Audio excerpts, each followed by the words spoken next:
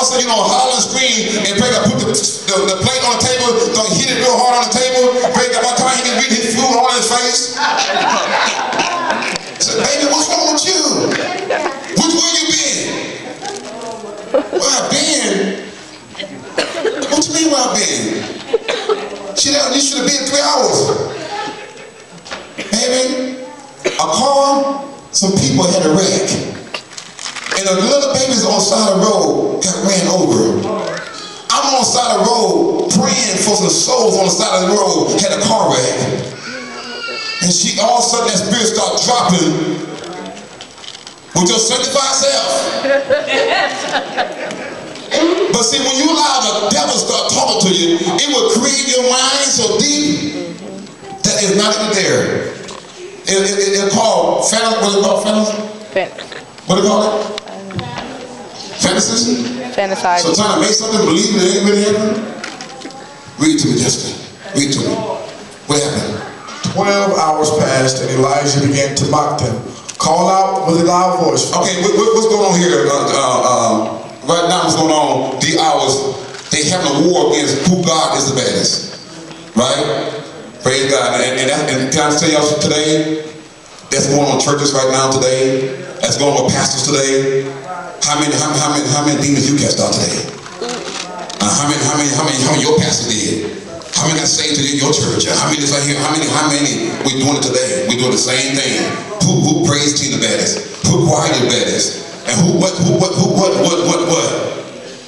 And it's not about that. Y'all, it's nowhere in the it's nowhere in the Bible that read about that what y'all saying.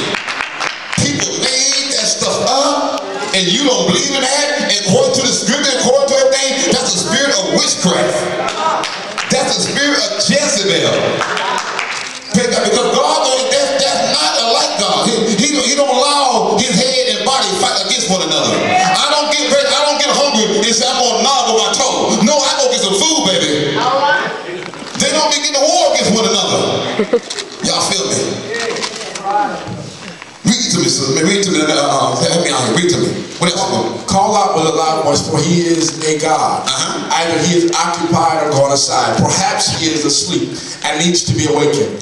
Just before evening, Elijah prayed over his sacrifice, and then the fire of the Lord fell and consumed the burnt offering.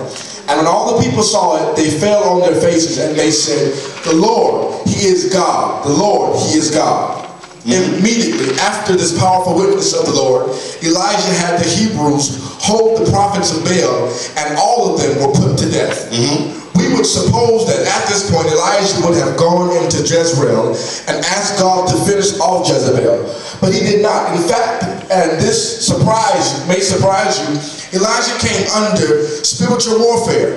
Jezebel, in a fit of rage, released a flood of witchcraft and demonic power against Elijah that put fear in his heart. This is going with the pastors in the churches today. Because after we do all the miracles and see all the signs and wonder, we keep on going, running revivals and running more meetings and keep on seeing when we should sit down and get close back to God.